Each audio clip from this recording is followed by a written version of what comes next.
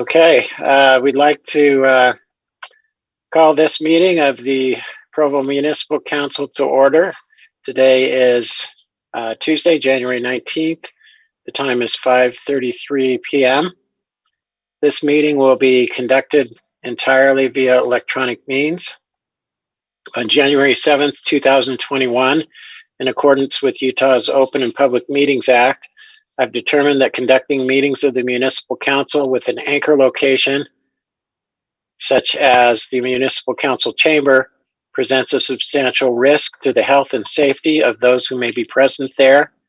These are the facts upon which I've made this determination. The World Health Organization has classified novel coronavirus disease, aka COVID-19, as a pandemic. The U.S. Centers for Disease Control and Prevention state that COVID-19 is easily spread from person to person between people who are in close contact with one another. Utah is currently subject to State Public Health Order 2020-27, which limits the size of public gatherings and which requires people to wear face coverings and follow social distancing guidelines. Utah County is currently listed as having a high level of coronavirus transmission. Physical distancing measures will be difficult to set up and maintain in the Provo City Municipal Council chamber and other meeting rooms. Additionally, the chair of the governing board of the Redevelopment Agency of Provo City, Shannon Ellsworth, has determined that its meetings are subject to the same risks and has adopted the same procedures as the Municipal Council. The meeting will be available to the public for live broadcast and on-demand viewing at youtube.com/Provo City Council. The council requests that attendees help maintain the decorum of the meeting by silencing electronic devices and being respectful to others. And please wait to speak until called on by the council chair. In the current situation where the meeting is being held via Zoom webinar and broadcast over YouTube, I remind you to turn off your mics when not speaking so as to minimize the potential for background noises and conversations to be picked up, recorded, and broadcast for all to hear. We'll now state the names of any excused council members. I believe we're all here. The opening prayer will be offered by Mr. Handley.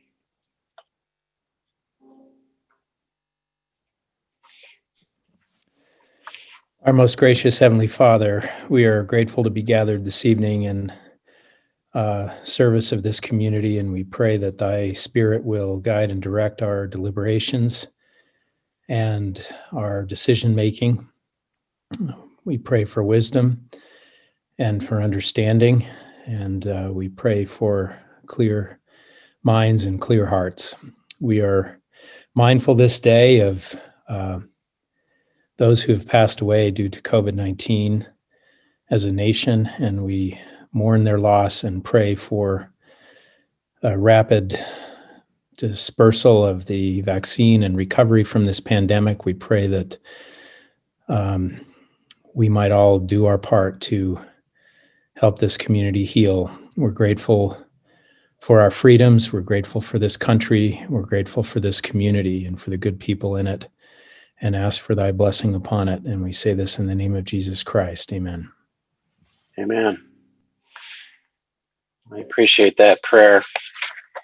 The Pledge of Allegiance will now be provided by Shannon Ellsworth.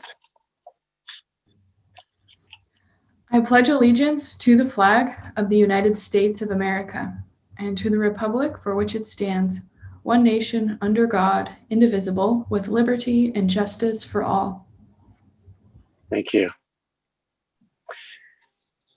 Item number 1 is a presentation of the popular annual financial report, commonly known as the PAFR, by the Provo City Finance Division, and this item will be introduced by Kelsey Zarbach, Budget Analyst.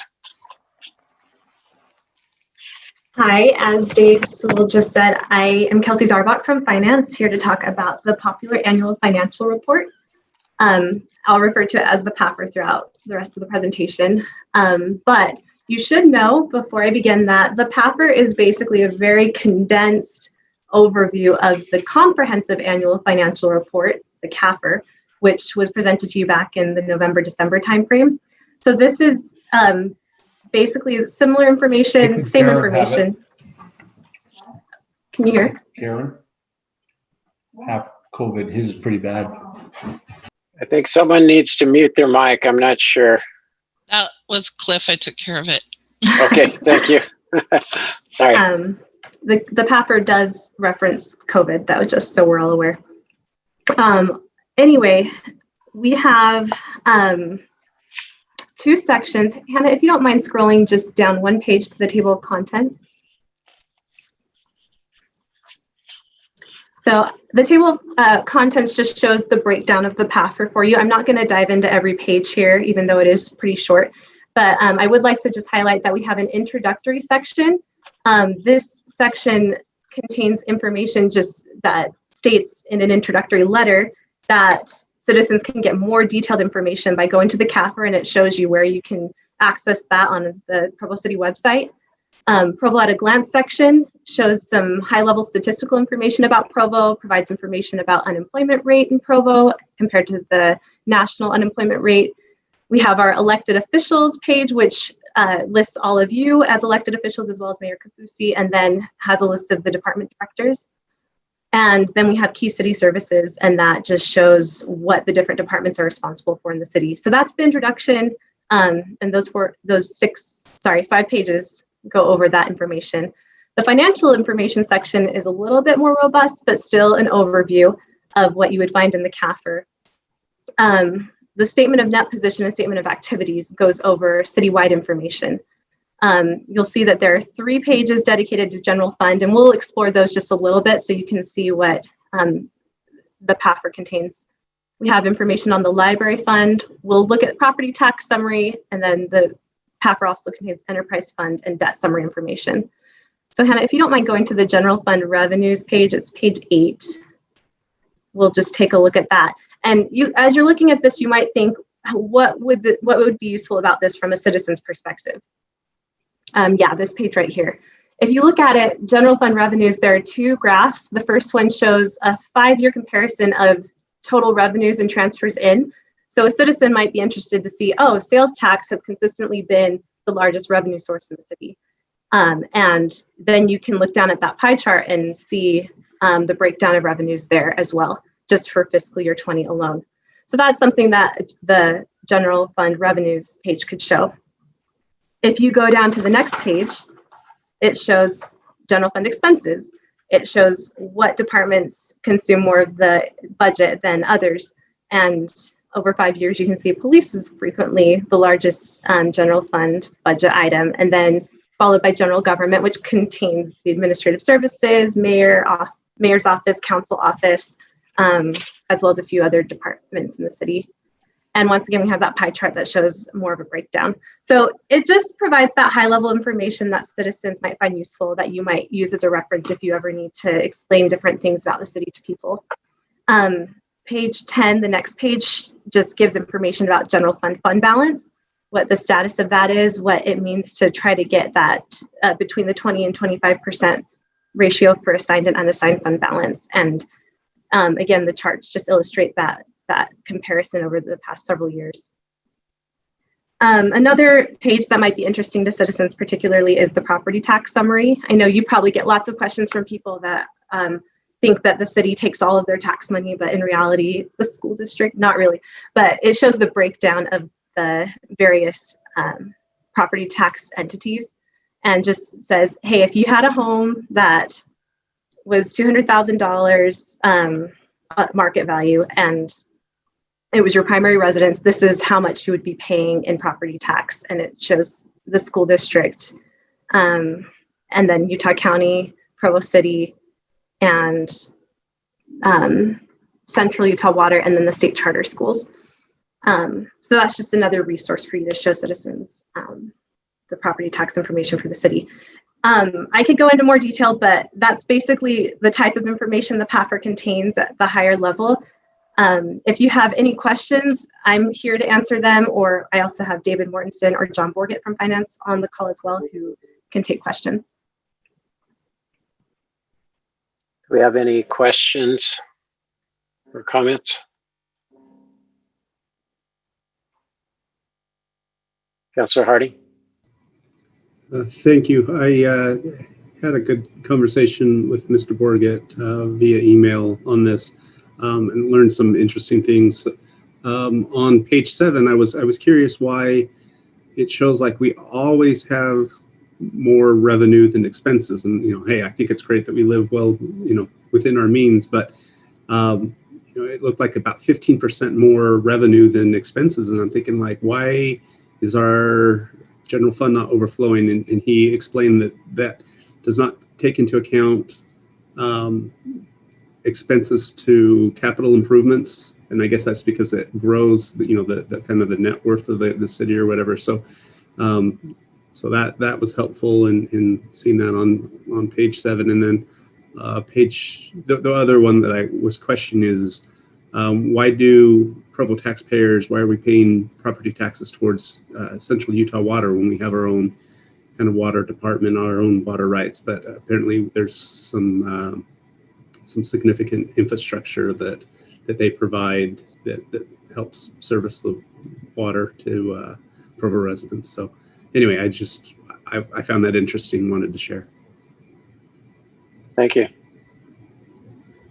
Any other comments or questions? This is John Borgett. I just wanted to mention, Kelsey kind of inferred, but just make sure that our residents and those that are listening are aware that this document is available on our website. If you go into Department, go into Finance, and then Reports, you'll find the popular annual financial report as well as our comprehensive annual report and budget document there if residents wanted to see that. Thank you. All right. Well, I'd just like to echo what Cliff said, that we really appreciate the nice job that our finance department does on this every year. Thank you. Thank you. All right. Let's move into the public comment portion of our meeting. We have some instructions that will be presented by Executive Director Cliff Strachan.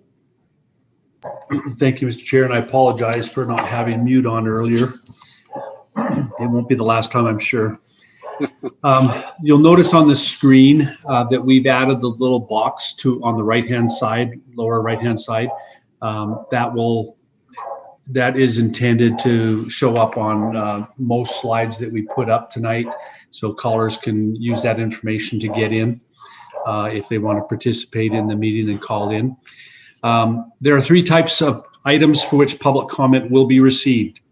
The first is the open public comment period. The council will allow up to 15 minutes for public comments on matters that do not appear on tonight's agenda. The second is for items that require a public hearing. For those items, time will be provided for all those who wish to speak. The third is for items on the agenda that do not require a public hearing. The council will allow up to 15 minutes for comments on each item. Because the City Council is meeting virtually using Zoom webinar, and this meeting is being broadcast on Provo City Council's YouTube channel, we have enabled telephone access to receive public comment, the number for which is being shown on the screen during the meeting. When a caller is connected, they will be required to enter the meeting ID and enter the pound symbol. When asked for a personal ID number, enter pound. The caller will now enter the meeting as an attendee and will be able to hear the meeting while muted. Similarly, tonight, we've enabled access for persons wanting to connect via computer to the Zoom meeting. As attendees, you can raise your hand electronically at the appropriate times to comment when called upon. For telephone callers, when you wish to speak on the item being discussed, press *9 to raise your hand and then wait to be called upon.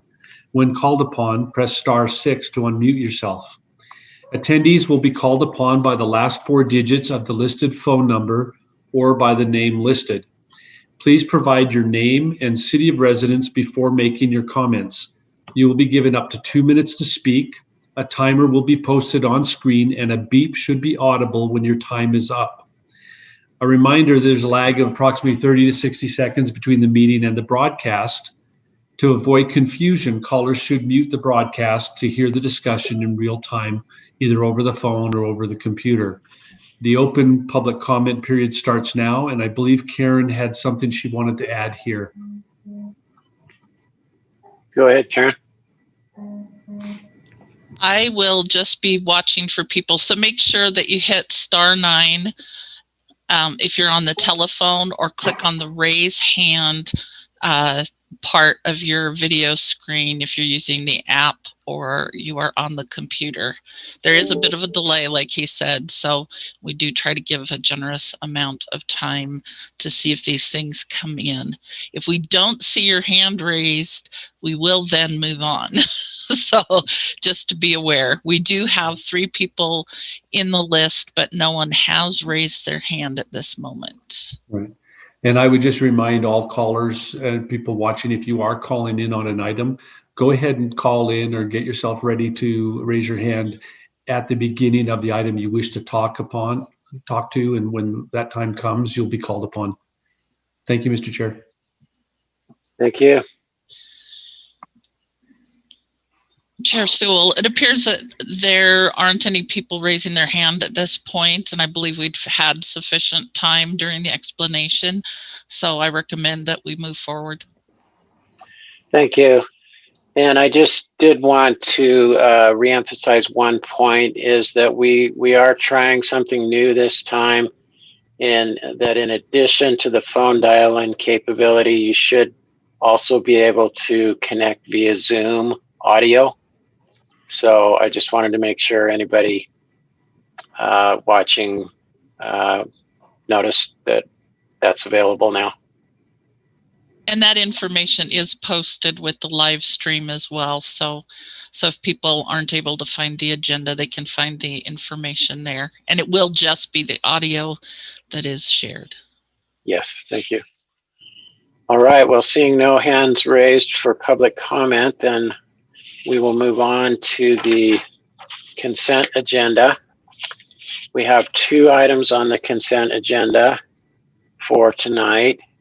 The first one is an ordinance granting Cellco partnership, DBA Verizon Wireless, a non-exclusive franchise to operate a telecommunications network in Provo City. The second one is the approval of the minutes for the October 2020 council meeting. Items on the consent agenda are considered routine and non-controversial, dealing mainly with the administration of council business. Is there any council member who would like to remove an item from the consent agenda for further discussion?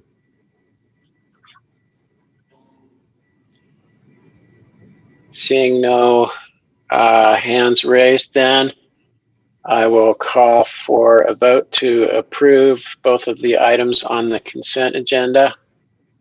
And I'll just follow the order that your video is on my screen here. Councillor Harding? Yes. Councillor Shipley? Yes. Councillor Ellsworth? Yes. Councillor Hanley? Yes. Councillor Fillmore? Yes. Councillor Hoban? Yes. And I, Dave Sewell, will vote yes. So we will now move on to our action agenda. And the first item on that is number 3, an implied motion on a resolution of intent to create a parking permit area on portions of 1625 North, 300 West, and 380 West in the Carterville neighborhood. If any members of the public would like to give a comment on this item, we would encourage you to call in by phone or connect via Zoom now, so that you'll be all set to make your comment when we get to that point. Calling and Zoom audio instructions can be found on agendas.provo.org, the council blog, and the current YouTube stream of this meeting. This item is to be presented by Javin Weaver.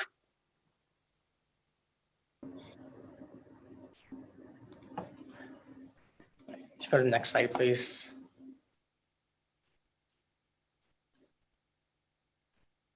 Next slide, Hannah. Thank you. This is just a brief overview of the presentation. We're going to talk about the applicant's proposal, facts, staff recommendation, and answer any questions. Next slide, please. Mary Gale is the applicant and brought this proposal to us, and it was for an area within the Carterville neighborhood located on 300 West, 380 West, 13th North, 15th North, and 1625 North. This is just directly north of the hospital. This area does have a lot of student housing complexes surrounding it. Next slide. The applicant's proposal was to create a parking permit program for the neighborhood. The program would function similarly to existing parking permit programs within the city. On-street parking would be restricted to permit holders between the hours of 11 p.m. to 6 a.m. That would be Monday through Saturday. All other hours would be unrestricted. The cost of the permit would be between $50 to $100. Each dwelling would be eligible for 2 permits. Some of the neighboring apartment complexes charge for parking. If a student does not want to pay for parking, they are going to look for an alternative solution. Frequently, students are parking on 1625 North, as it is the closest to various student complexes. This is one of the reasons why this street has a higher frequency of parked vehicles. Next slide. Thank you.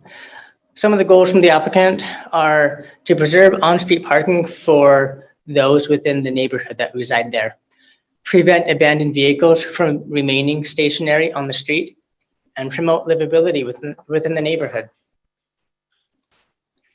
Next slide, please. Thank you.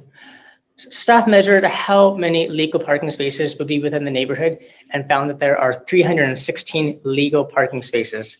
Staff analyzed the corridor in sections 300 West, 380 West, which included 13 and 1500 North, and 1625 North.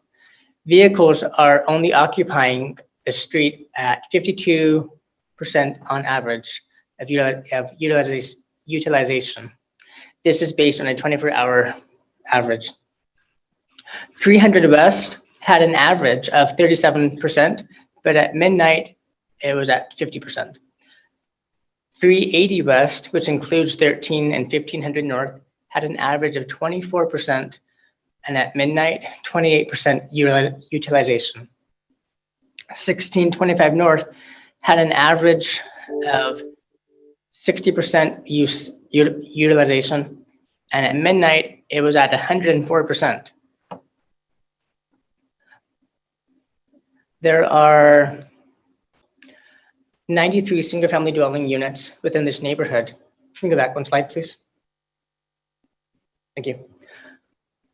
There are 93 single-family homes within the neighborhood. 14 dwellings have active RDLs. 4 dwellings have active code enforcement cases for RDLs that are opened. Between the years of 1970 to 2020, we've had 117 code enforcement cases. 12 of those were for occupancy, and 30 were for not having an RDL. The $15 cost of the proposed permit does not cover the cost to administer and enforce. The applicant has proposed that the fee be increased between $50 and $100 per permit. This cost still does not cover the cost to manage and enforce a residential permit area, but it is a step in the right direction.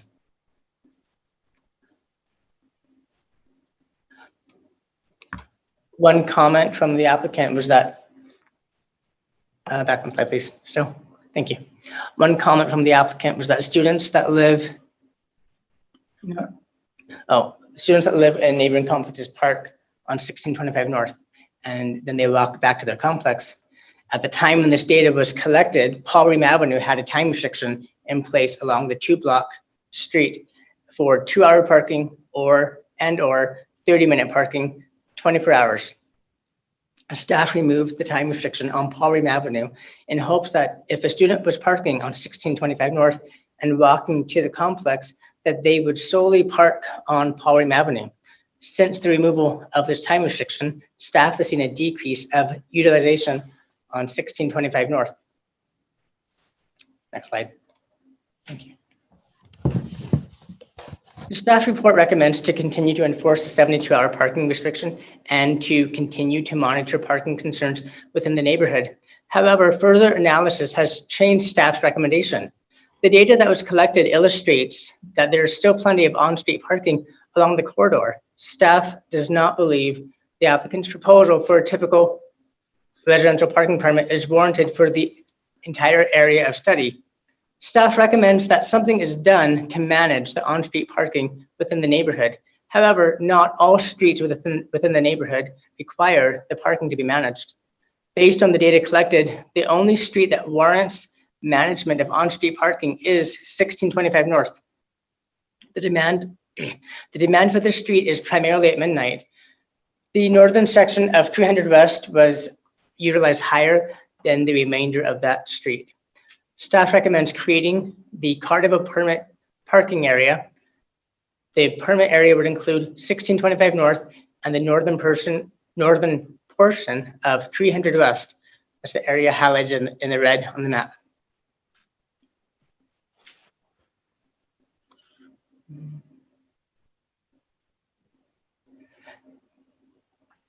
Staff believes that in managing the on-street parking for this street will accomplish all of the goals from the applicant. Staff recommends creating the Carterville parking permit area. Enacting a new residential parking permit program would require additional staffing to manage and enforce. If council desires to move forward with the Carterville parking permit area, details of the permit language will need to be drafted and then brought back to you for your review and enactment. Are there any questions for staff?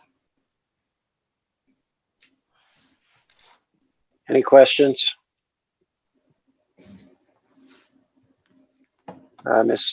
Councilor Ellsworth? Yeah, maybe you can just give us a little extra background. This initial report was completed by the parking manager, right? And it was about a year ago it was completed. Is that right? Correct. Yeah, Okay. This was brought to staff's attention. I'm not 100% sure, but it could have been the end of calendar 2019, but the staff report was drafted in March of 2020. Okay. And so the numbers representing the data were not impacted by COVID. Okay, that's really helpful. Yeah, it was my understanding that some of these parking reports were created over a year ago. They maybe got lost in the shuffle, and that's why they're coming up now over a year later. Correct. Okay, thanks. Councilor Shipley? Yeah, I just wonder if you could speak to how much additional staff would be required you had mentioned an additional staff requirement. I just wonder if you can quantify that for us. I think just in the ability to process the permits, getting this up and going, and also to enforce on the regular standpoint. I can get back to you on what that exactly entails, but my understanding is that staff is perhaps about at capacity. I may be wrong for that, but it's Can I jump in on that one, Councilor Shipley? So my understanding from speaking with the parking enforcement division is that they're kind of currently at capacity with the parking programs that we already have. And so we just want the council, whatever decisions you folks make, we just want you to be aware of the fact that if we add additional parking permit programs to our system, it may require additional staff because the folks that are managing these things already and monitoring them seem to be completely full with ones we have already. So, Councilor Hanley? So in light of that, but you're still making the recommendation that with this more limited program, am I assuming that one of the reasons for the limited program, well, there are two, as I can tell, right? One is that it's not really necessary elsewhere, but if it's this small of a program, that maybe it wouldn't be too onerous. Yeah, I mean, I think that are you thinking that it could be done, or at least could be tried without without extra resources at this point, or we would definitely need them? I think this could be done today, right now, but adding additional parking primaries and such would put a strain on capacity. Yeah, I think that I think that Javin is right in this, that because the area is so small and we can target it so surgically, I think that we have the capacity to do that. We're just not entirely sure at this point. So we think that it's a good way to meet the goals of the neighborhood, that by instituting a permit program from 11 to 6 Monday through Saturday seems to accomplish that. But those are things that we would have to continue to look at and analyze as the program goes into effect, or if the council would like us to study that a little bit more, we can get harder numbers for you.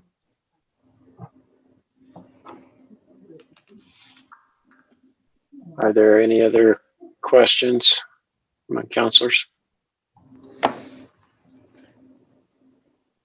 Councilor Hanley?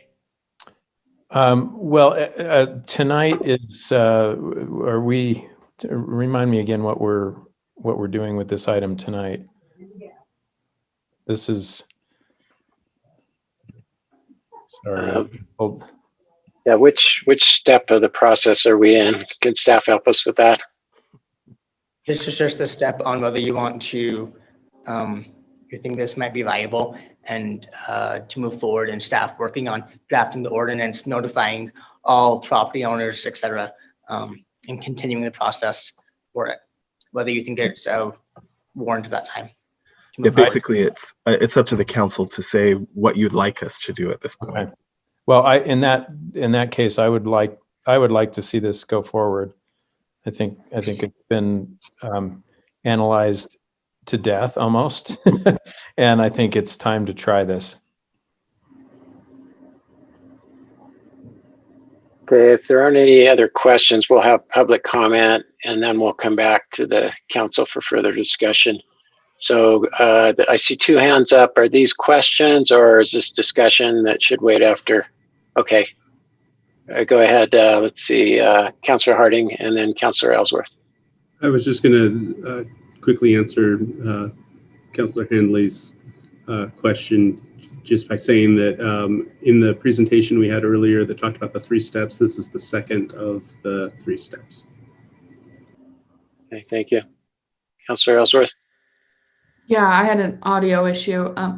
Mr. Hanley, are you suggesting that we continue with, or that we endorse or vote on the original recommendation or the staff's recommendation? Well, let's open it up to public comment, and then I can answer that. Is that okay, Mr. Sewell? Or sure. I mean, that sounds like more our deliberation. Okay, I just didn't know which one you were endorsing. Okay. If there are no other questions, then we will open this up for public comment, and then we'll come back for further discussion. So I do see a hand up, caller ending in 1954. Please go ahead.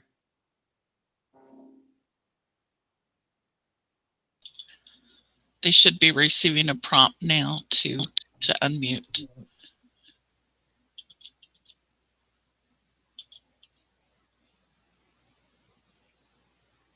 Go ahead, caller 1954. Heard you for a second, and start with your name and city of residence.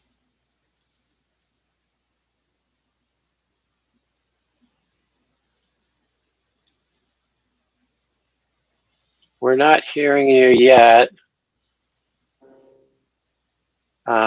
If you haven't already, you'll need to press *6 to unmute. Now it's showing muted. It was showing unmuted. I don't know why we weren't hearing anything. Yeah. Oh, it looks like they're unmuted. Go ahead, caller.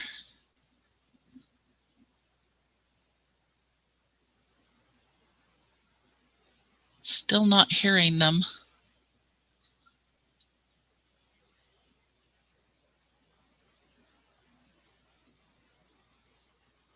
Any ideas, staff? Or it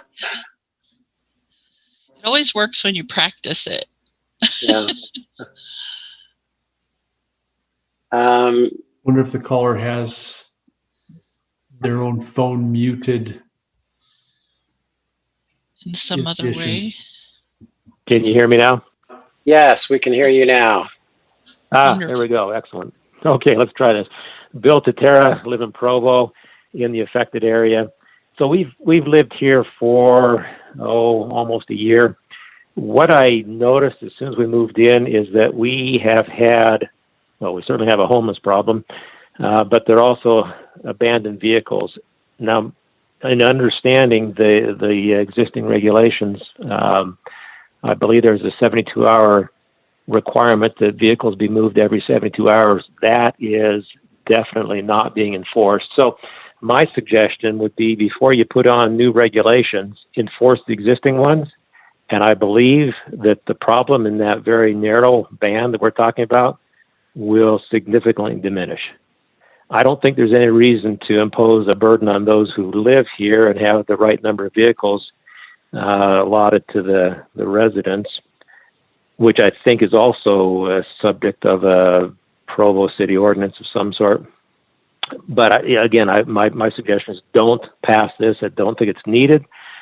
And I would instead encourage you to enforce the existing parking restrictions that you have in place, tow away the vehicles that are abandoned or left there beyond 72 hours. If the fees are not adequate, raise the impound fee and cover the cost that way. Thanks.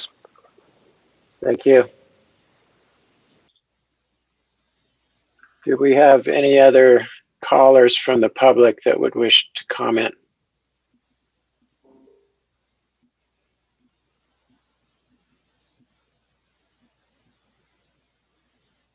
Okay, I'm not seeing any others. I do see a hand up from our planning department.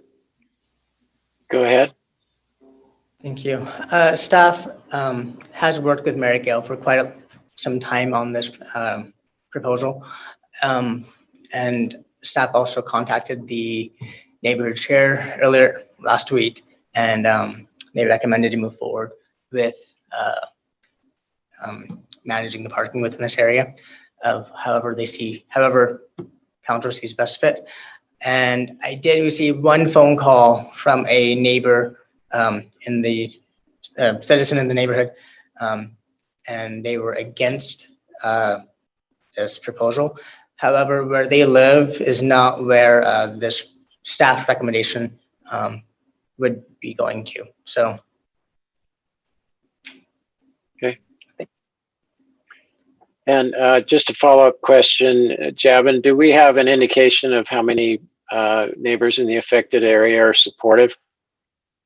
I do not. That's part of the next step, Okay. that they will each receive notification. There are 15 properties that this will be affected to, residential properties. Okay, thank you.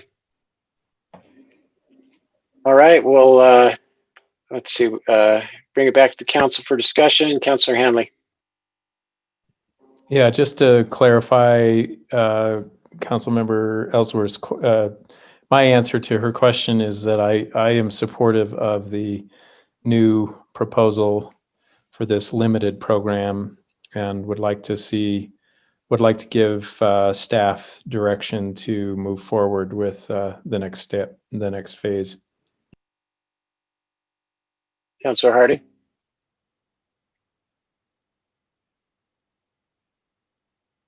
You're muted, Councilor Hardy. Thank you. I've been doing so well. All right. I wanted to respond a little bit to the caller and some of the thoughts that were shared there. I think we have a lot of areas. It's kind of like our speeding problem in Provo. We have a lot of areas where people feel that parking regulations are not being enforced. Whether that's, and it sounds like a majority of that is the 72-hour rule, but we also have a regulation that all residents, both rentals and owner-occupied residences, are supposed to have sufficient off-street space for the number of vehicles operated from that property. Anyway, there's some questions of enforcement. Now we have the resources that we have now, and everyone likes low taxes, and so it's we have to balance those needs. But with the resources that we have now, just like if we are to increase parking permit programs, we may have to increase resources. Same thing with enforcement. If we want, I think our enforcement is kind of at their capacity right now, and if we want more enforcement in one area, then either we need less enforcement somewhere else, or we need to add more resources there. And I think that's one of the advantages of parking permit programs, if they're designed right and priced right. One of the things that the area is getting is theoretically with their fees, they're getting that enforcement. And so that's one of the, I think, advantages if we were to commit. We have a lot of different programs, and I don't think, outside of maybe Joaquin, none of them would require a full FTE. So if we do add, some additional resources, we would be able to cover several of these programs / increase parking enforcement generally. And the one other thing that the caller mentioned was, don't penalize people who have the right number of vehicles, and according to the law, the right number of vehicles would none of them would need to be parked on the street, and so any on-street parking management wouldn't penalize residents with the right number of vehicles. So with all of that, I too support what Mr. Henley was suggesting, in that we we pass this from step 2 and let it go on to step 3. I'm not ready to pass it past step 3. I want to see how that comes back with the additional study, and hear from the actual residents as they're contacted. In between step 2 and step 3 to hear their feedback on that. But I think this is definitely warrants some more discussion. But I am very interested in the details of how this is going to be done.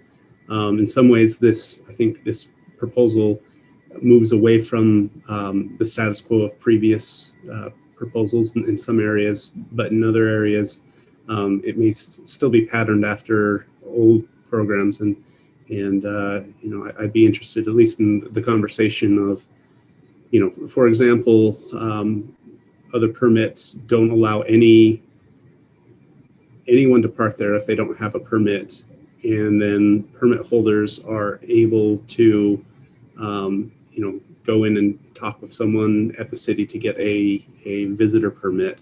I think some discussions that have been had talks about moving the street to kind of a paid parking, and so people with permits don't have to pay by the hour, but any member of the general public, if they don't have a permit, then they're able to pay by the hour kind of thing. And so again, that revenue can go towards the resources necessary for enforcement. So I would hope that we use this as an opportunity to move towards some updated parameters of parking permit programs. But for the question before us tonight, should we move past step 2? And I am supportive of that. Thank you, Councilor Ellsworth. Thanks. Can you hear me okay? Yes. Okay, classic Zoom question. These streets are somewhat similar to Slate Canyon Drive because they have very narrow lots. And so what that means is you might be able to park 1 or 2 cars on site, but you don't have a side yard to park a third car or an RV or a trailer or a boat. So wherever we have these kinds of neighborhoods and these narrower lots in Provo, which are more affordable than 1/3 of an acre, we're probably going to run into this issue at some point. So I think this is interesting that it keeps coming up. And I think that it will keep coming up as long as we continue to approve this kind of development where the lots are narrower. This is different from Slate Canyon Drive because I don't think most of these have built on garages, or maybe they're carports. But the point I want to make is that there is this trend, and Mr. Harding alluded to this, and so did the caller, that the city isn't yet completely enforcing or adequately enforcing the laws that we have, the 72-hour law. And that is what pushes cars to the street, is the narrower lots and the fact that we're not enforcing them, the 72-hour law. So I tend to agree with the citizen who lives there that I'd like to see us try out the 72-hour law enforcement before we take additional measures. And I am concerned about these additional measures because I think we're creating a precedent for these smaller lots, these neighborhoods that have more compact development that we can't sustain or afford across Provo City, because there's lots of streets like this, there's lots of developments like this.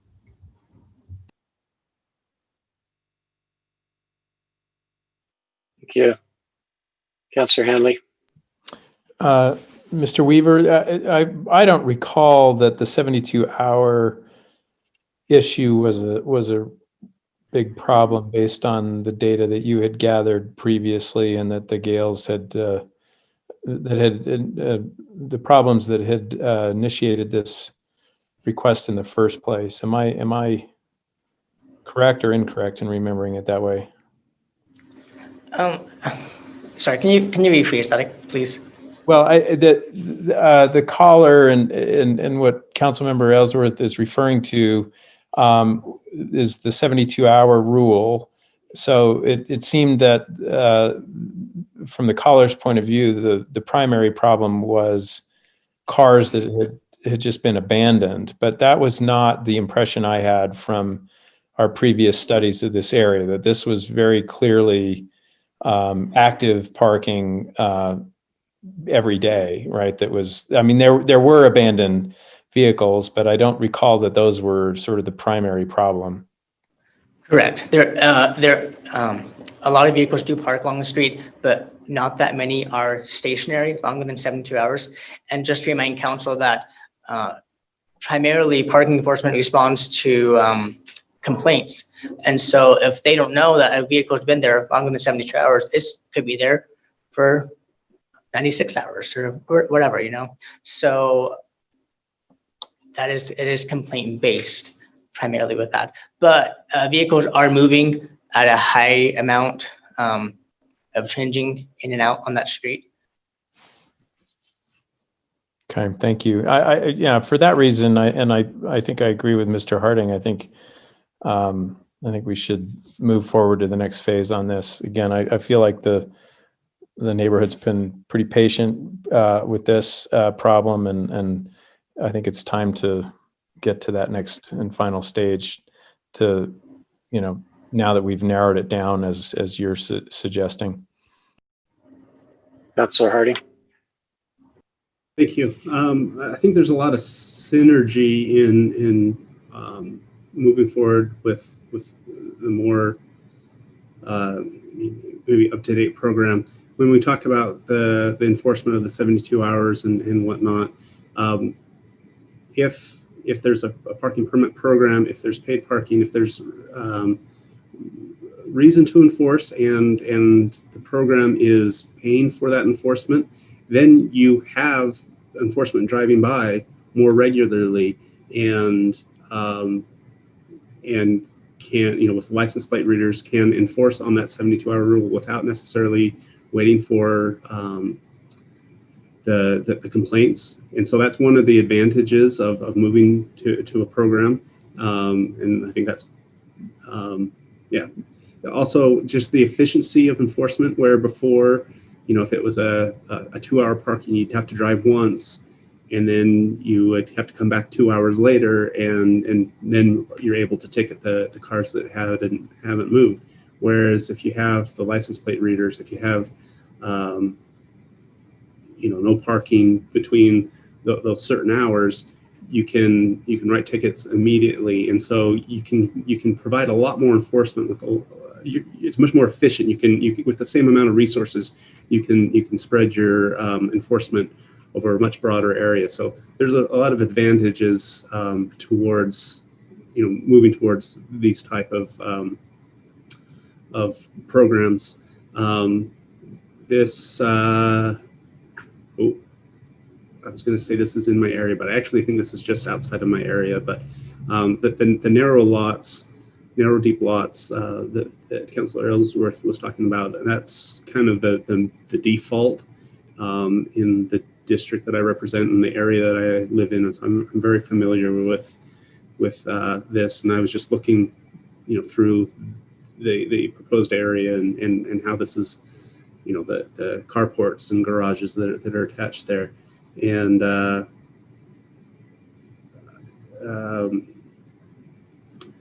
forgot where I was going with this, but these types of neighborhoods and this type of increased density, I think, lends itself to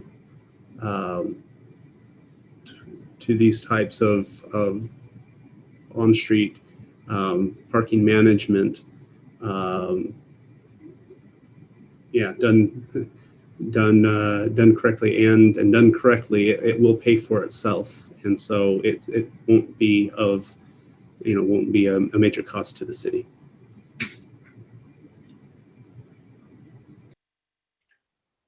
Is there any more council discussion?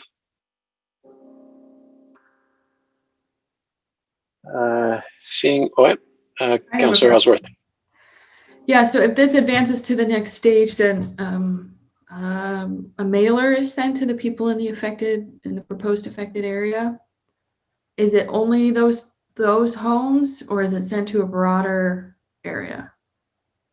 I believe it's to the affected properties. Okay.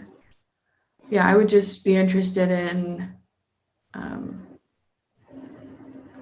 the input from people just immediately adjacent to there, in case cars were pushed out of these two streets and, you know, further down into areas where there is no parking permit program. But I'm sure we would get good feedback either way. What's that? Yeah, I think that's something that. Oh, okay. That's Part of the reason that we should really consider. Go ahead now. I think that's something that we should really consider, and we tried to be cognizant of that wherever we do create a permit program, there's going to be bleed, and we want to make sure that we don't create a bigger situation than what we're trying to solve, right?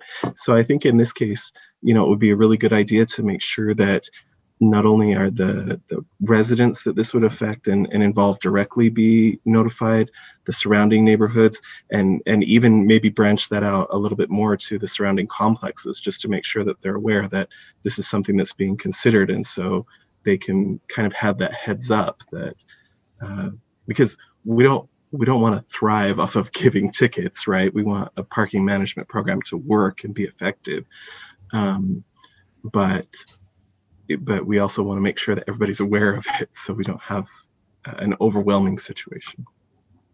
Thanks. That's one of my concerns about parking permit programs, is that the headache we're trying to resolve might just spread. Right.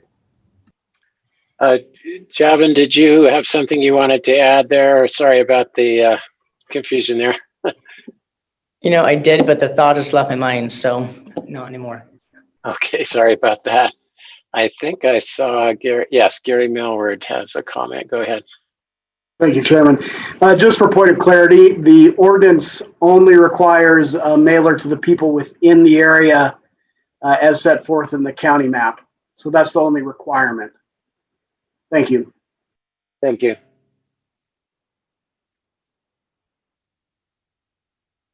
All right, is there any further discussion?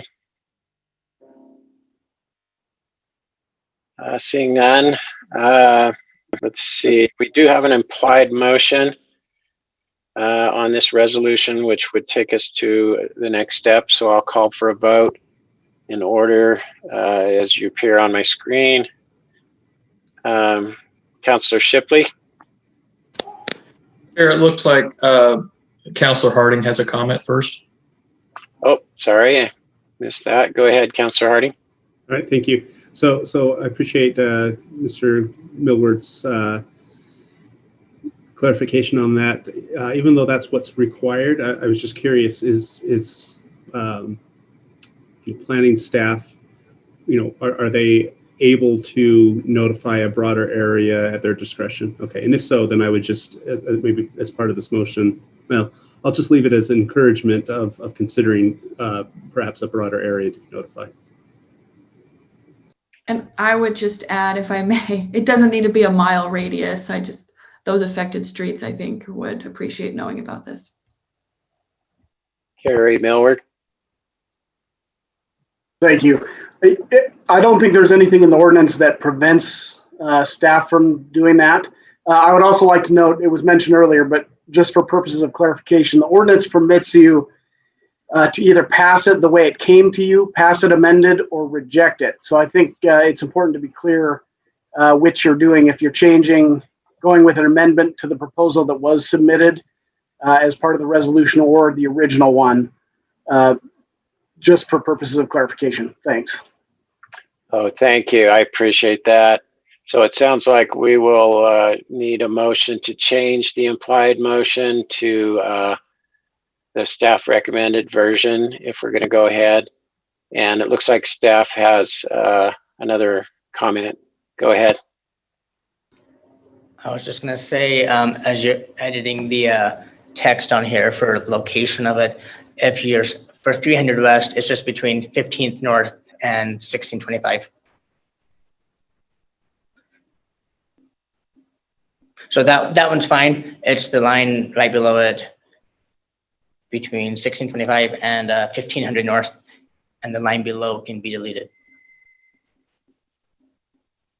Okay, do I have a motion to make those changes to the implied motion?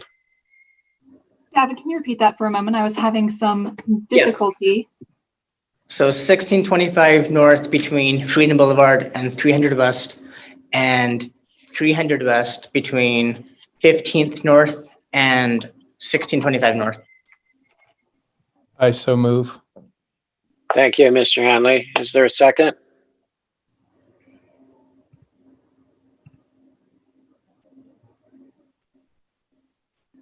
I'll second it. Okay, I think I heard Mr. Hoban first, just barely, as a second. Is there any discussion on the motion to change the default implied motion to staff's recommendation as indicated? If not, then I will call for a vote. Oops, I keep losing my participant screen. So, okay, so there's no hands up. We'll go ahead with the vote then. Councilor Shipley? Yes. Councilor Ellsworth? Yes. Councilor Fillmore? Yes. Councilor Hoban? Yes. Councilor Hanley? Yes. Councilor Harding? Yes. And I, Dave Sewell, will vote yes. So the motion passes unanimously. Now we just a quick point of clarification. Who made the substitute motion and who seconded? I made it, and Travis Hoban seconded. Seconded. So now that actually just changed the implied motion. Now we actually need to vote on that, having made that change. So is there any further discussion, Councilor Harding? So that was very helpful clarification by Mr. Millward earlier that that we're not just moving this generally forward from step 2 to step 3. Some of the discussion earlier sounded like there was still some, perhaps adjustments to the program as we talk with neighbors and whatnot. But I was trying to pull it up. But what we're voting on now, I mean, how much detail is in this? I mean, how much flexibility does staff have to tweak the proposal as the notifications go out and that kind of thing? I was trying to pull up. Could we pull up exhibit A? I think it's called.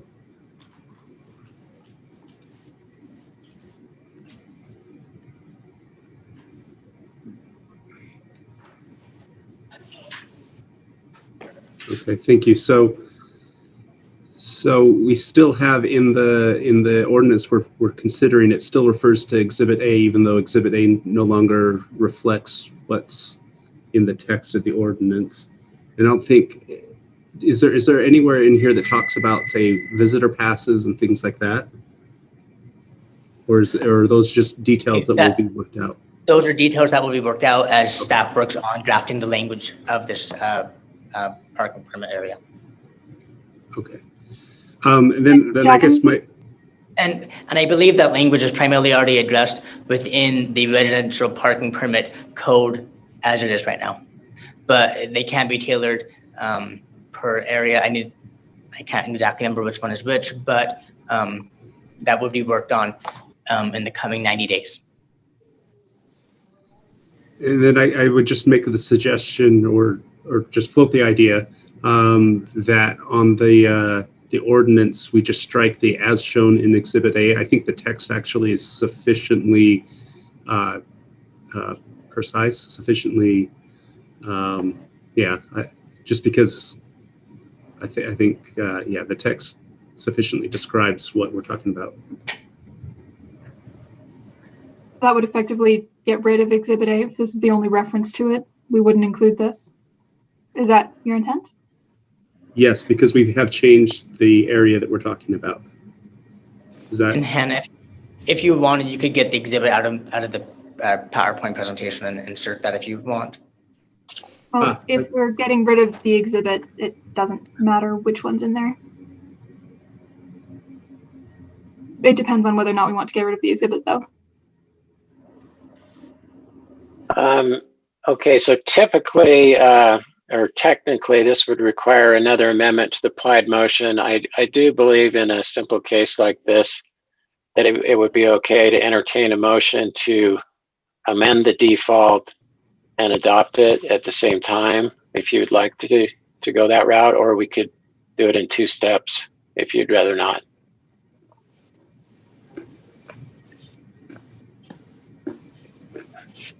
So I'll entertain a motion either to amend the implied motion or a motion to amend it and adopt it as Councilor Harding has indicated, and removing the exhibit. I'll move to both amend and adopt. And I'll second that. Thank you. Any further discussion? And Who I'll call. seconded that? Just as a point of clarification, I can't see everyone's screens. Councilor Shipley seconded it. Thank you. And we'll call for a vote. Councilor Shipley. Yes. Councilor Ellsworth. Yes. Councilor Fillmore. Yes. Councilor Hoban. Yes. Councilor Handley. Yes. Councilor Harding. Yes. And I, Dave Sewell, will vote yes. Thank you. I would also like to mention at this time, just in case anybody is here for item number 6, that the applicant had requested that be continued until our next meeting in February. So that will not be heard tonight. So at this point, we'll move on to item number 4, an ordinance approving an amended and restated license agreement with Google Fiber. And my understanding is that this will be presented by Dan Follett. Yes. Thank you, Council Chair Schul and Municipal Council, for the opportunity to present this to the Council. What we're asking is that the Council consider an amended and restated license agreement between Provo City and Google Fiber. And just to give a little bit of background, the current existing agreement that is in place and effective at this point in time enables Google Fiber to essentially provide three services. The first is high-speed broadband internet services. The second is what is known as voice over internet protocol, which kind of a simple term is that is essentially a landline phone that operates over the internet. And then the third service is video services. And video services, when we talk about video services, we are not talking about streaming over the internet. We're talking about a package of TV channels that you can subscribe to through Google Fiber. And one of the things that the industry is experiencing and seeing is that viewers are moving away from these subscription packages of TV channels and moving towards streaming services. And a common term for that is cord cutting. And Google is experiencing the same impact with customers essentially cutting the cord and moving to streaming services. So in response, Google Fiber has decided to discontinue offering video services in Provo and the other cities where they have high-speed internet. And Google has committed to working with our residents that will be impacted by this change to find alternatives that will work for them, both alternatives that could be provided through Google and or other providers that may even be competitors to Google. But again, they're committed to meeting the needs of our residents and their customers. And so what this means is that the existing agreement that we signed with Google approximately 7 years ago included what is known as a franchise fee. And that franchise fee was calculated as 5% of the video services revenue. And again, the video services is this package of TV channels that will be going away. And so consequently, the city would actually lose the revenue associated with that franchise fee. And so we've worked together to come up with an amended agreement that in lieu of that franchise fee would include a license fee. And that license fee would be 2% of all revenue that is produced by Google Fiber in Provo City. And based on that calculation, we believe that the change would be revenue neutral or better to the city of Provo. And so we are recommending that the council approve this amended and restated license agreement. I'm open to any questions that you may have regarding the agreement.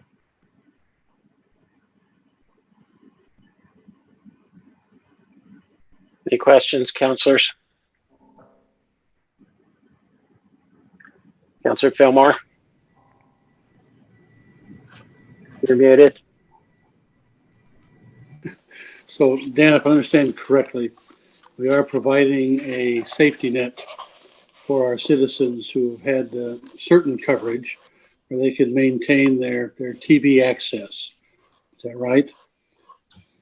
They wouldn't have full-on streaming opportunities, but they would have some kind of cable-based content access. Is that right? No, the essentially the package of television channels would no longer be available. What would be available is various streaming options and or even other providers that provide cable options, satellite providers, cable option providers. Those would be available to the residents still. Some of those options residents would have to obtain through service providers other than Google Fiber.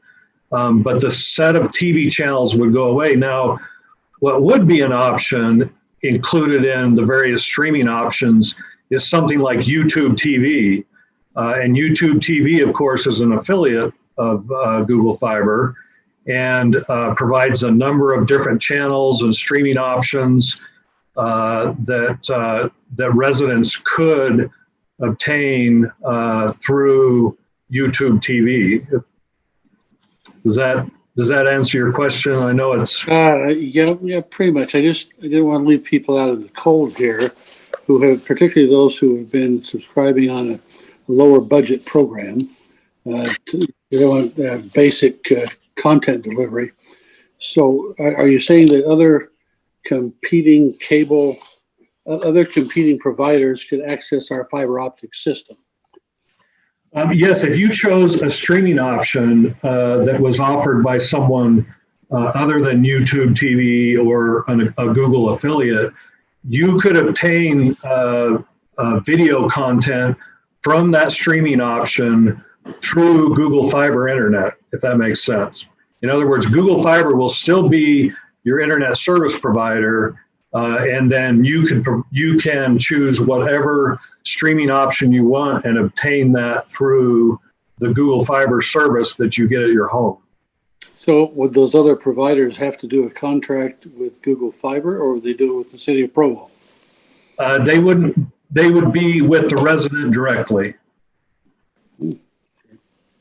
So you wouldn't be a middleman in that sense at all? No, the city would not be the middleman.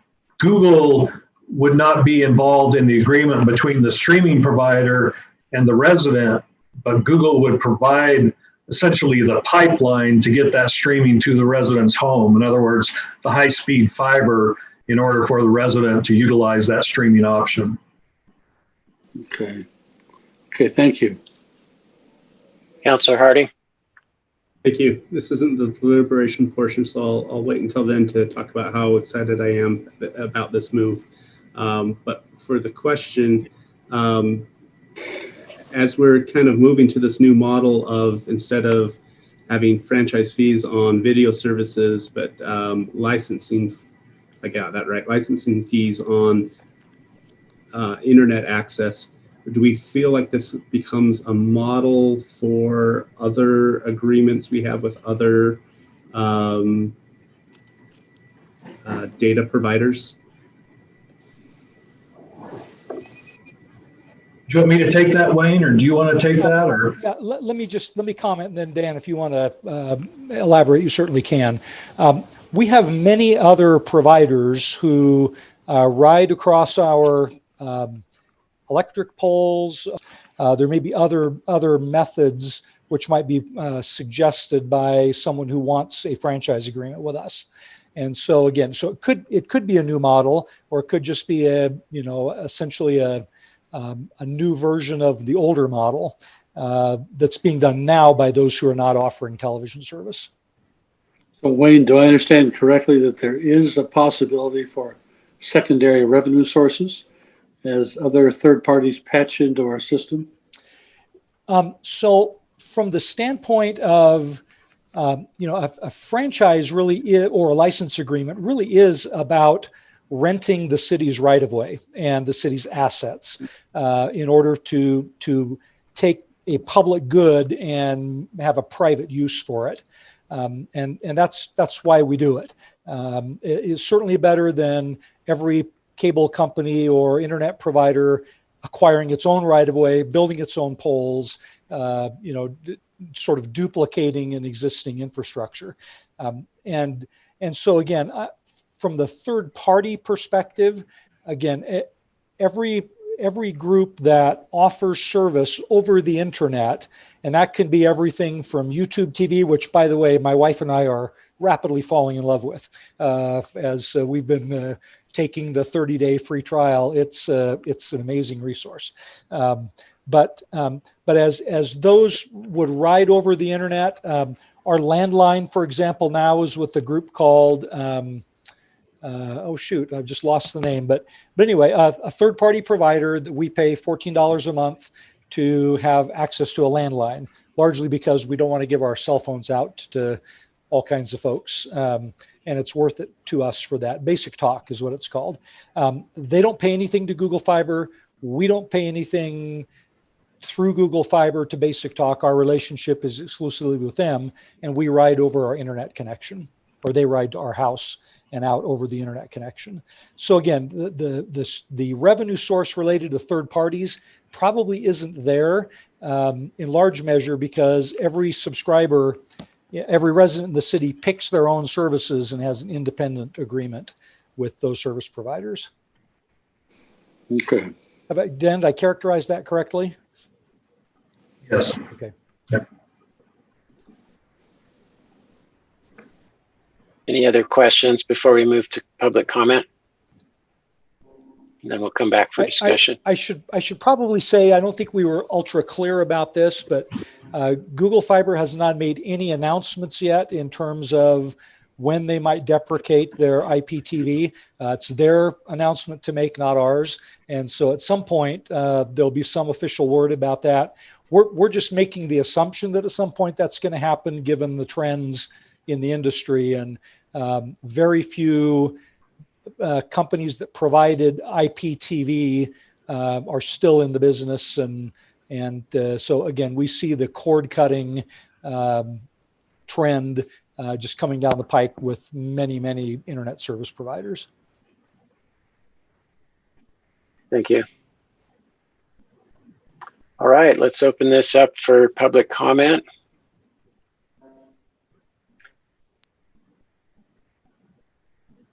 So there's the information.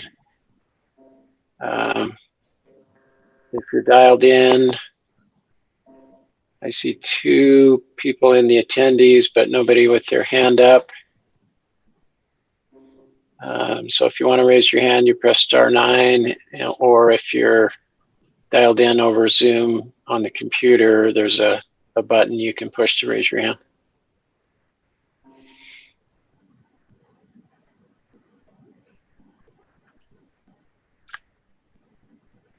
Okay, it looks like we don't have any public input on this item. So let's bring it back to the council for any further discussion.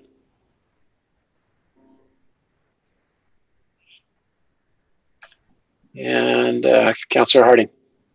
I'm thrilled with this. I think this is a much more stable and sustainable model. So great work on part of our team, and I'm grateful that Google continues to be a solid partner with this. Thank you. Any other comments? I'd just like to add a similar thought that I think this has been a great relationship for the city to provide this sort of internet infrastructure to the vast majority of our citizens at high speed and reasonable cost. So we appreciate the partnership. If there are not any other comments, then I'll call for a vote on the implied motion, which is to approve the amended and restated license agreement. Councilor Shipley? Yes. Councilor Ellsworth? Yes. Councilor Fillmore? Yes. Councilor Hoban? Yes. Councilor Handley? Yes. Councilor Harding? Yes. And I, Dave Sewell, will also vote yes. Thank you. All right, let's move on to action item number 5, which is a resolution approving an agreement with Utah County regarding funding for the regional sports park. If any members of the public would like to give a comment for this item, you're encouraged to call in or sign in now. And this item will be presented by Doug Robbins, Assistant Director of Parks and Recreation. Thank you, Municipal Council, for the opportunity to present today.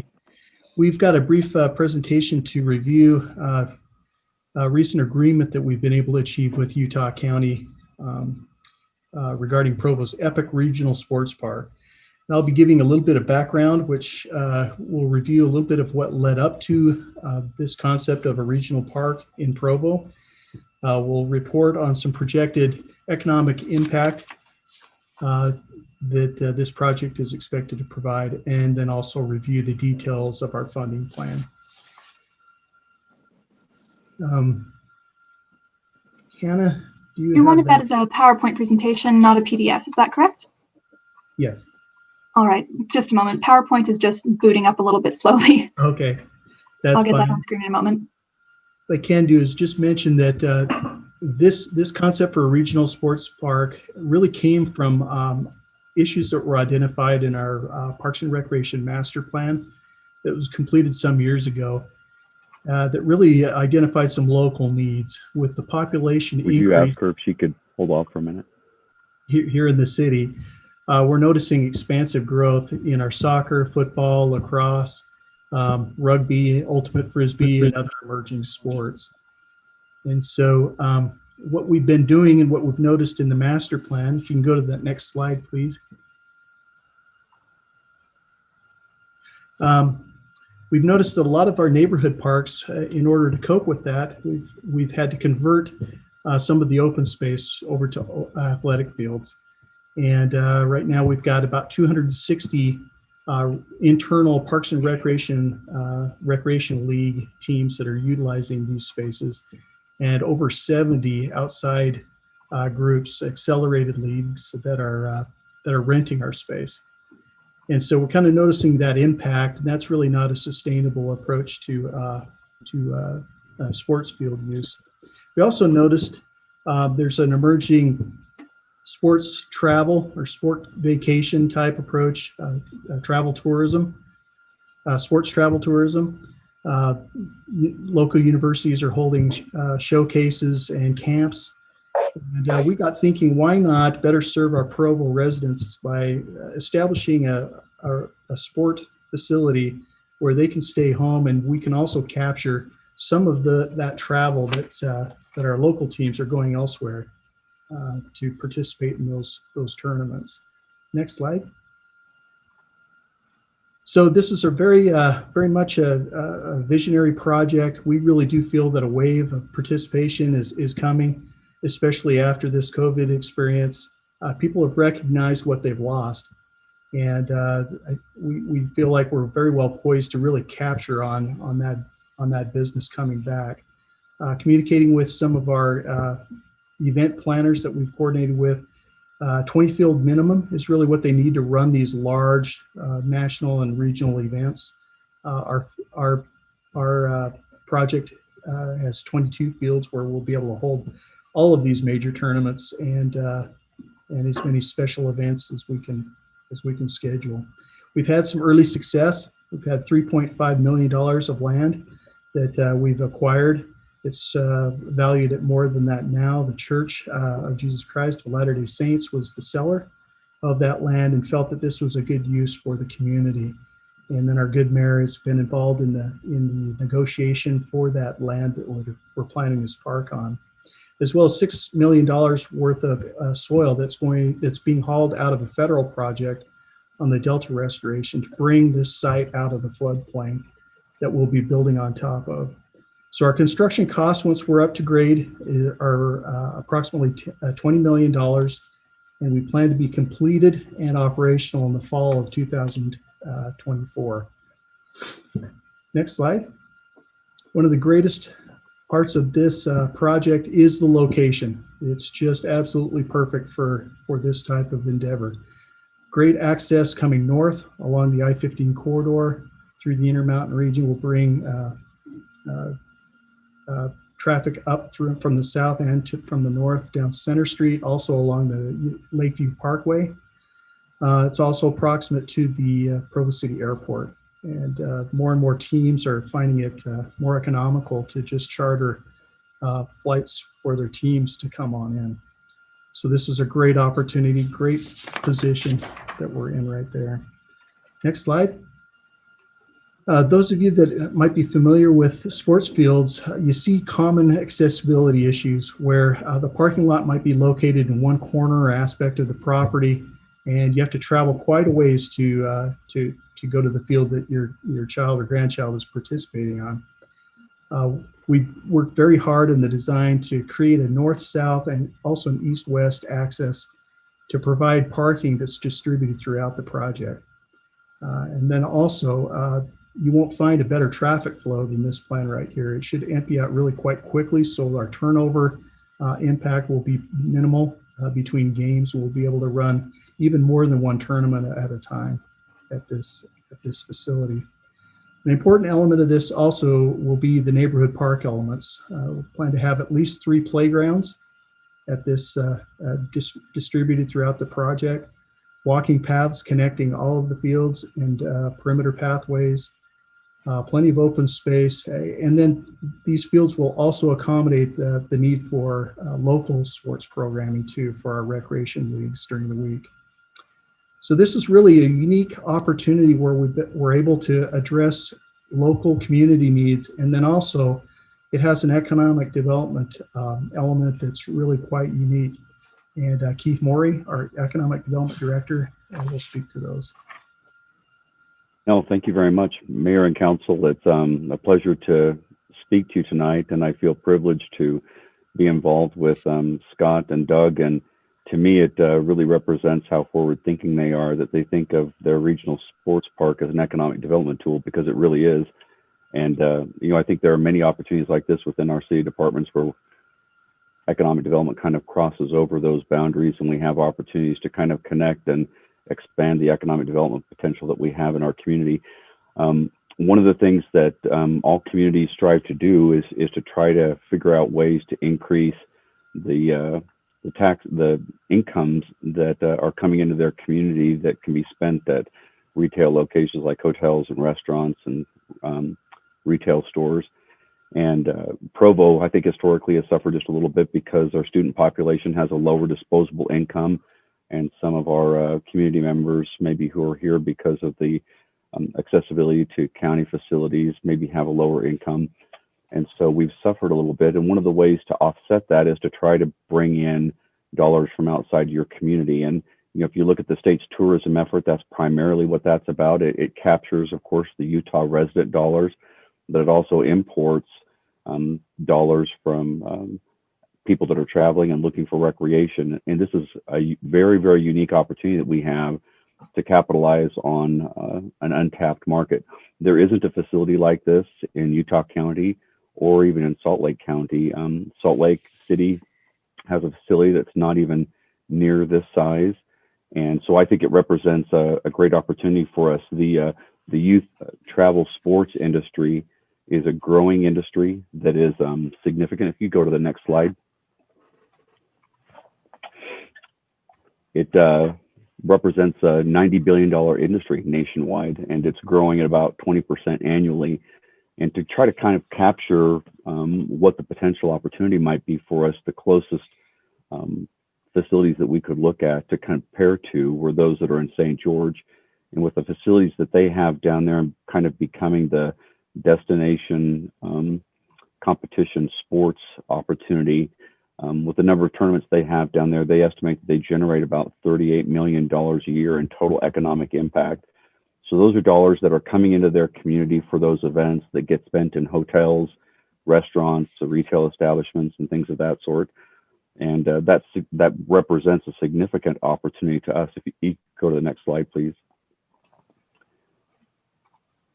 If you think about the coronavirus this last year and the impacts that it had in those industries that have been hit the hardest, the kind of graph in the top right of that image that you see on your screen, of course, hotels, restaurants, and retail and entertainment were some of the hardest hit industries.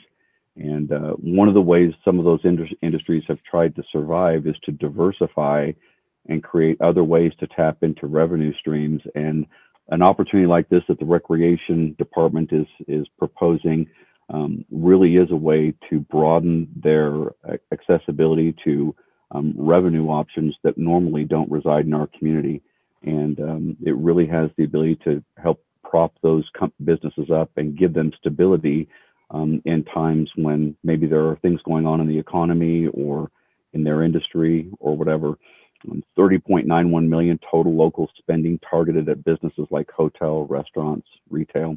So it's very significant. And frankly, I really don't think there is anything that we could do in economic development as kind of a single source that could have the multiplier effect that this sports facility could have for Provo City, and the traffic that it could generate, and the people coming into our community and spending their dollars here at our facilities. Next slide. I think that's off to you, Scott or Doug. Thank you, Doug and Keith. I think what this slide shows is an anecdotal correspondence just from the sheer rumor of us looking at a complex of this size, coming from a tournament organizer interested in bringing 226 teams to our community, and just in this one event alone, translating to 10,000 room nights. So it gives you an idea that a lot of our local users, and I'm sure there are a few parents in Provo that have their kids have gone through competitive soccer programs and they have never hosted one tournament in their career because we lack the facility to be able to do that, and they've been traveling their whole time. So I'm sure a lot of them look at the opportunity to go these type of tournaments right in their community as a valuable asset, but it's something that is still rare, and it's an opportunity that, quite frankly, sometimes I can't believe that is still there for us to be able to jump into on the front side of this. On the next slide shows some renderings as we're working through the design process, but the slide after that, to move quickly, is the development funding plan, working towards that $20 million construction cost. As you can see, we have checked off some elements, and including the Utah County agreement, we feel that is beneficial for funding of this site. And the green shows some things that we still have to get nailed down. We're asking for $2.5 million from every level of government, either through grant or some other types of funding. So as we work towards that 20 million, that'll allow us to complete the construction on this. The next slide kind of is a summary of the general concepts of the agreement, the things that we had to show in the presentation, which was the objective, who we were going to work with on this, the economic benefits of doing this, and then also showed our funding plan. This took multiple shots at this. We were presented and approved multiple times. Really would like to express appreciation to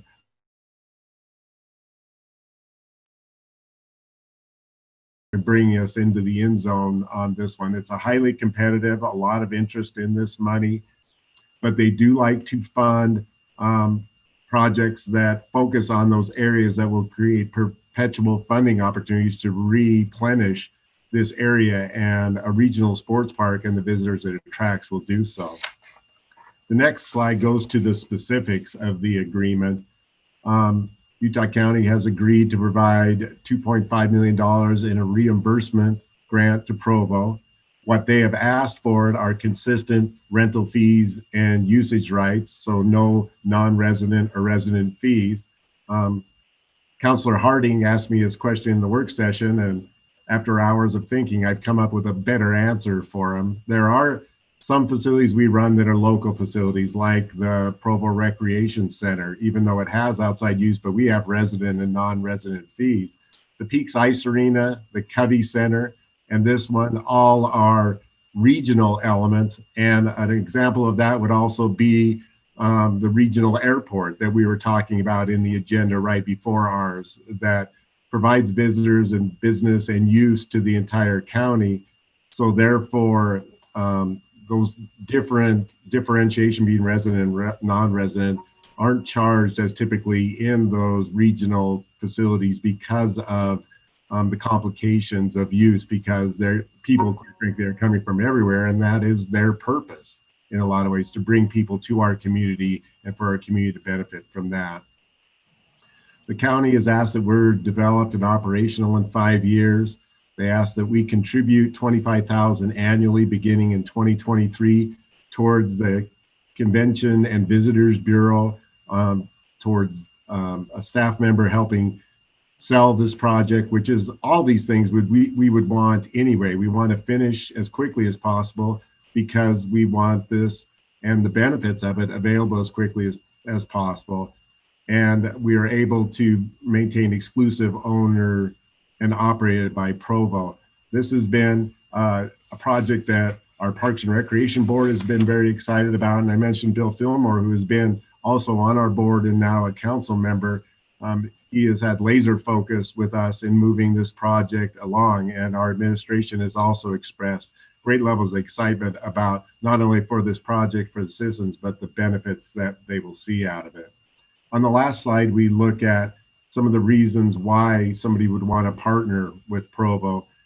We do have a track record of great success, you know, operating an Olympic venue and then looking at operating an Olympic venue again in 2030. Provo Rec Center is the most successful rec center in the United States. The recent changes at the Timpanogos Golf Club will revolutionize golf in the United States. And now a regional sports park is, I think, a natural progression for our department, who is always used to operating at the highest levels and attracting people to our community and doing amazing things for our citizens and its visitors.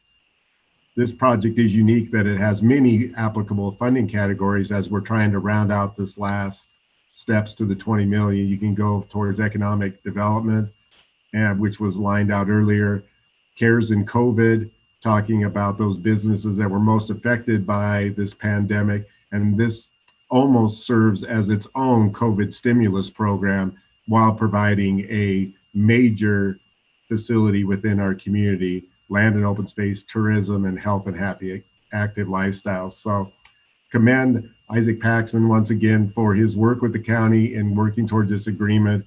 And it's definitely an agreement that has a mutual benefit all the way through, in my opinion. So thank you very much, council, and we're all available for any questions. Are there any questions? Let's see. Councilor Ellsworth? Yeah, I don't have any questions about the contract. I appreciate those who have worked on it. I'm curious, what will be the utility of this awesome mega epic park in the winter?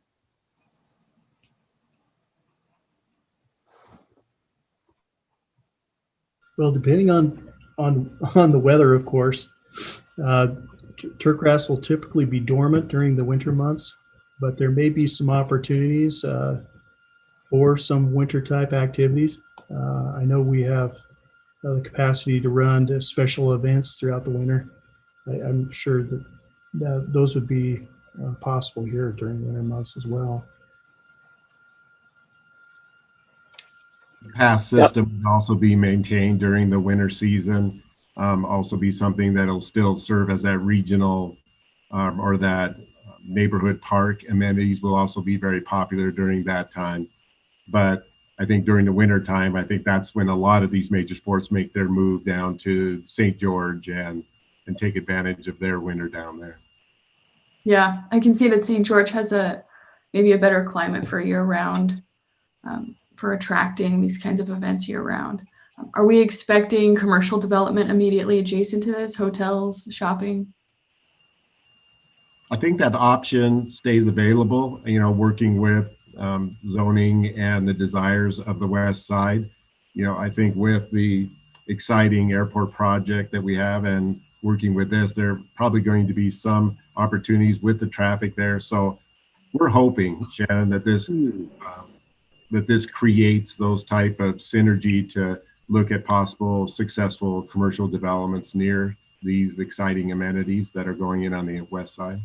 We've got 3 jewels over there, our new sewer treatment facility, this park, and our airport. So that's exciting. Thanks.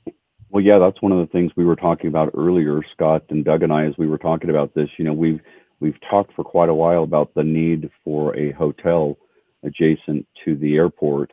And if anything stabilizes and adds value to someone that might be considering that possibility, something like this definitely would. Very good. Councilor Fillmore? I just want to take a minute to commend our Parks and Recreation people. This is an extraordinary project. There's nothing small about this. They've been working on this for several years. They've been very creative, very persevering, and we have this project will do much for the south end of the city in terms of stimulating other development, commercial opportunities, in terms of generating, expanding our city's tax base long term, putting Provo on the map with a very sizable community of people around the West who love their soccer. This is just a grand project. We talk sometimes about opportunities being a twofer or a threefer. This is a fiver or a sixer. Just all kinds of good things will come out of this. And so much thanks to Scott and Doug and Keith Morey for his contribution, and the mayor's office for the support they've given. This is going to be great for the city. Councillor Harding. Thank you. Just a follow-up to Councillor Ellsworth's question. I noticed there was the berm on the map.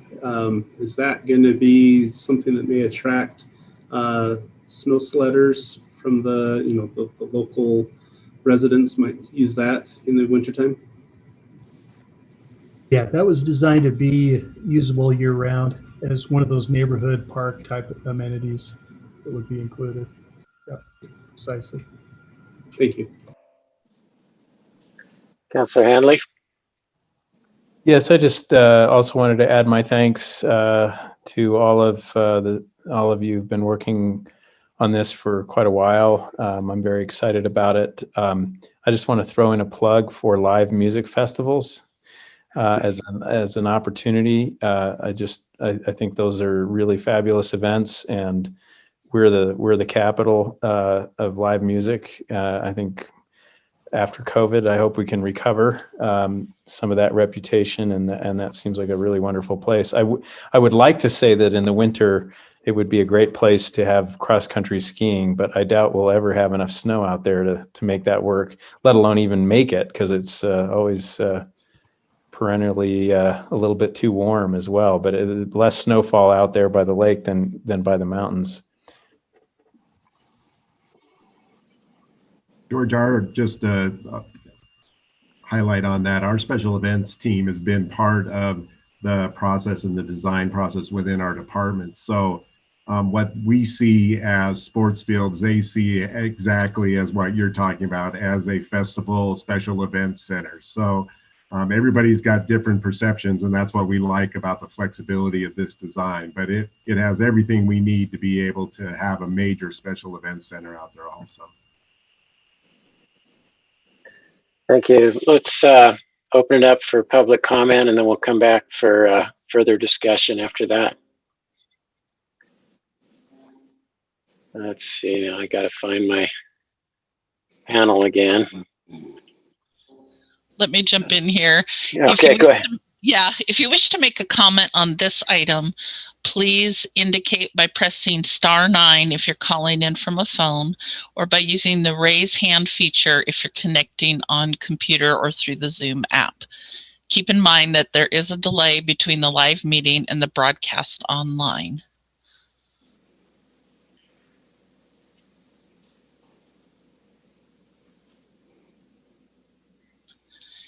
And okay. I'm not seeing any of the people already there raising hands, and they should have gotten in by now if they were starting at the beginning. All right. Well, we'll close public comment then and bring it back to the council for any further discussion.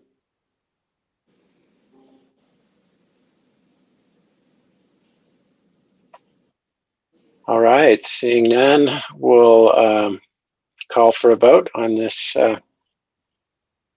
resolution. Councillor Shipley? Yes. Councillor Ellsworth? Yes. Councillor Fillmore? Absolutely, yes. Councillor Hoban? Yes. Councillor Hanley?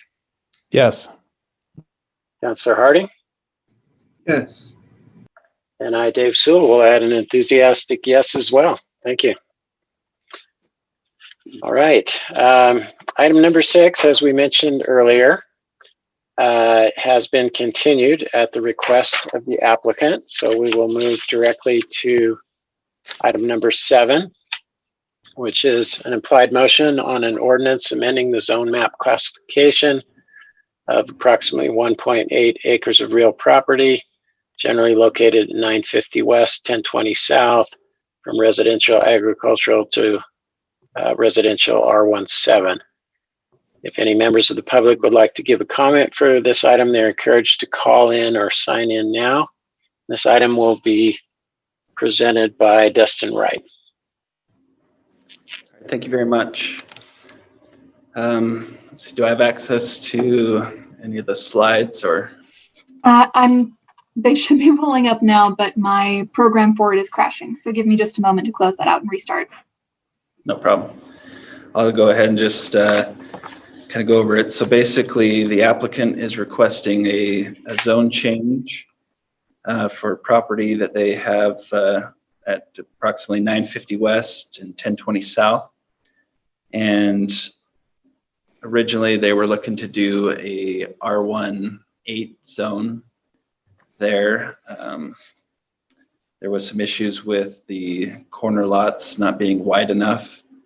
And so other than everything else working for the R8 or the R18 zone, they've requested to do the R17 zone, which has a slightly smaller lot width requirement for the corner lots. And so that's why they're requesting the R17 zone at this location.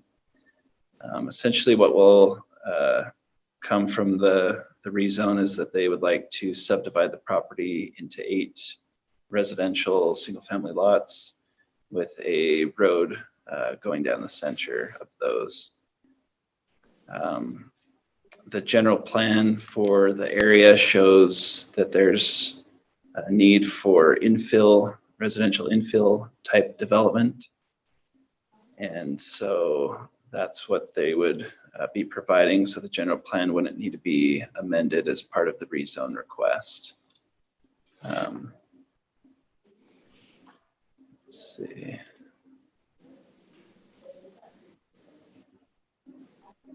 Okay, yeah, thanks. So here's the property here, highlighted in red, and then we'll just go to the next page.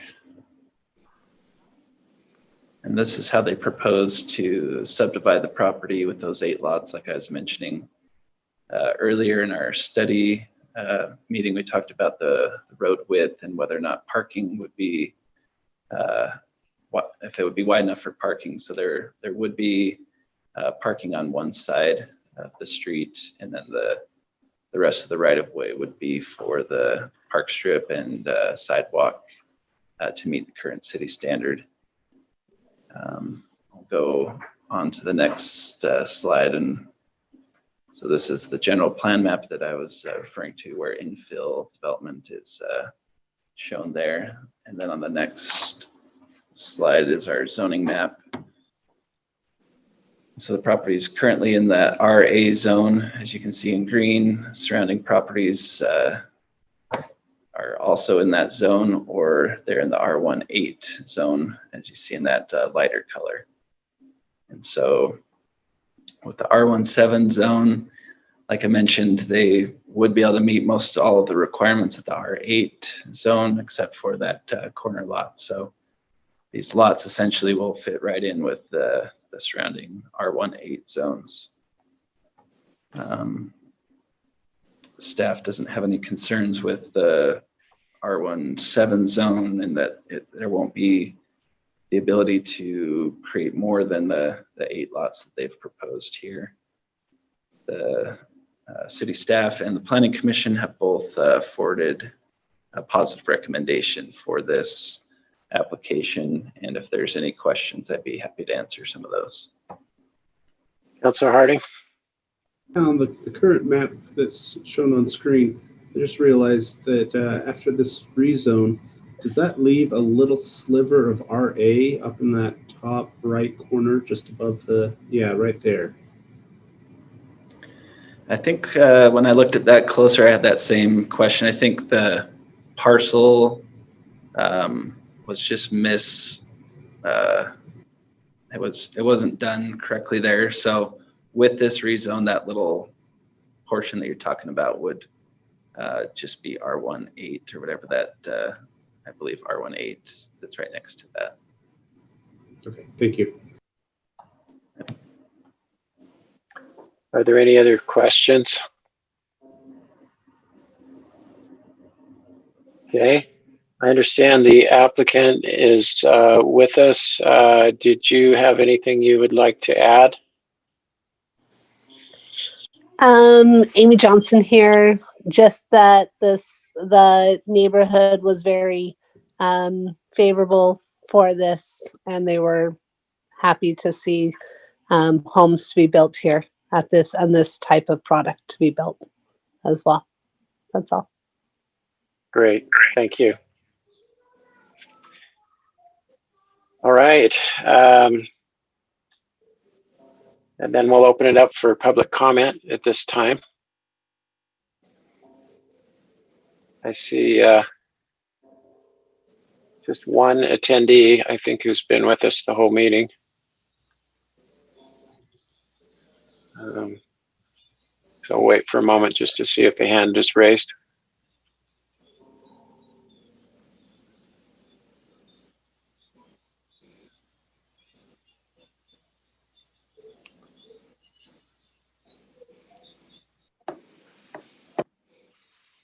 All right, it looks like we have no public input on this item, so we'll close public input and bring it back to the council for any further discussion.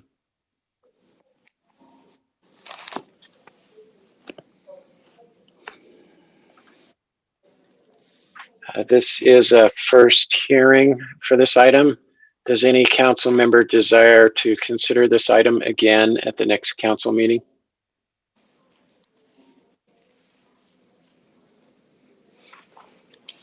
Okay, I'm not seeing any hands requesting a second hearing, and I'm not seeing any comments, so I will call for a vote on the implied motion to approve this item.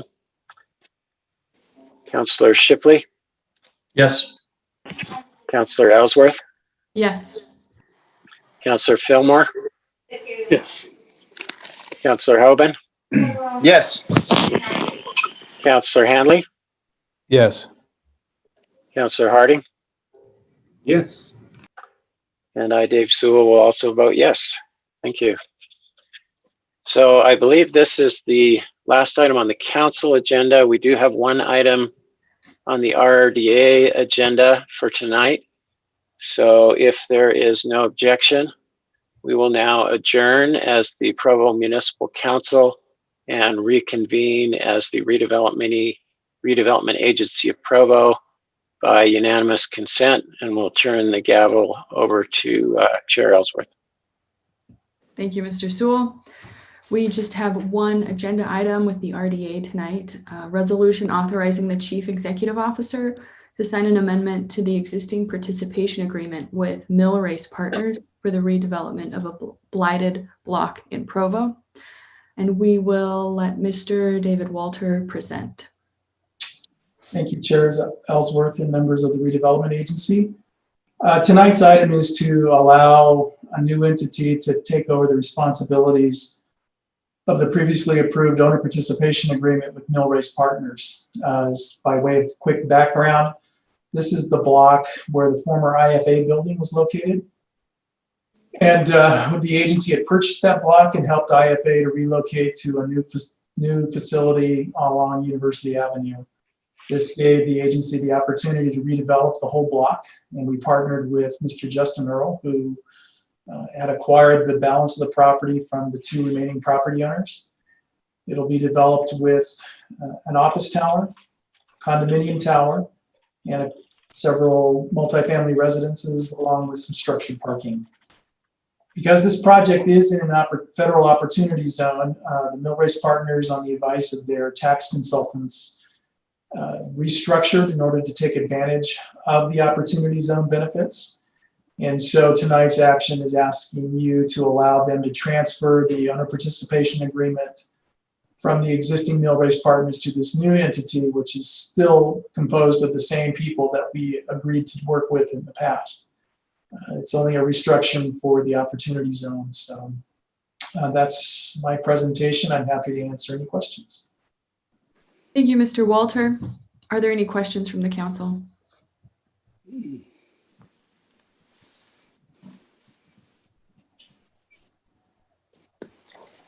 So,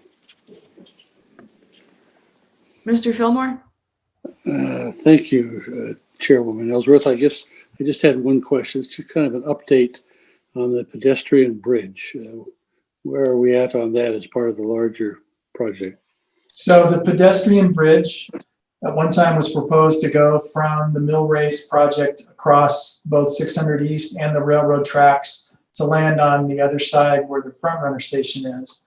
Due to some redesign now, that bridge is only proposed to cross over from the railroad tracks. So it'll be on the north side of 600 East, cross the railroad tracks to land on the front runner station.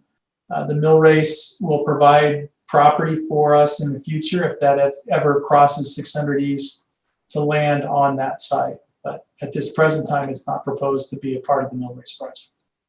So the current plan would not preclude the larger bridge later? No, that's my understanding, is that there'll be an opportunity to, if there's an opportunity to extend the bridge, there will be space for a landing on that south side of the block.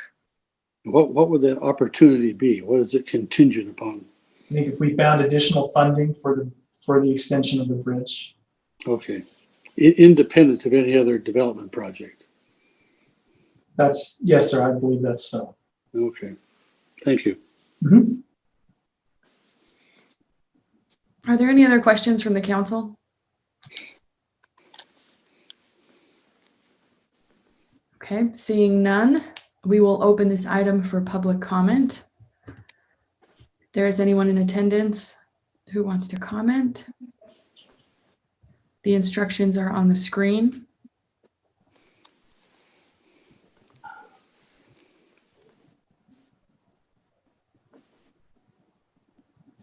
We don't currently have anyone in the list, but we'll give it 15 or 20 more seconds in case they waited.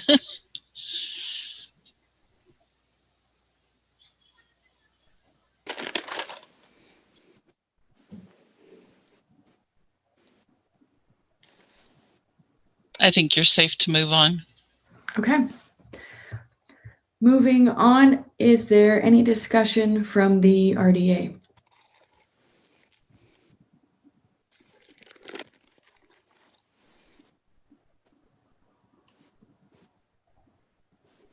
Okay. I'm not seeing any discussion. Does anyone want to make a motion? Oh, I'm sorry. There's an implied motion. So seeing none, I will call for a vote. Mr. Sewell? Yes. Okay. Mr. Shipley? Yes. Mr. Fillmore? Yes. Mr. Hoban? Yes. Mr. Handley? Yes. Mr. Harding? Yes. And I will vote yes. Thank you. So the vote was unanimous. And let's see, this concludes the business of the RDA. We will, if there are no objections, we will now adjourn the Redevelopment Agency of Provo by unanimous consent. If you'd like to speak up, please unmute yourself and let us know. Seeing none, we will adjourn. Thank you all. Thanks. Thank you.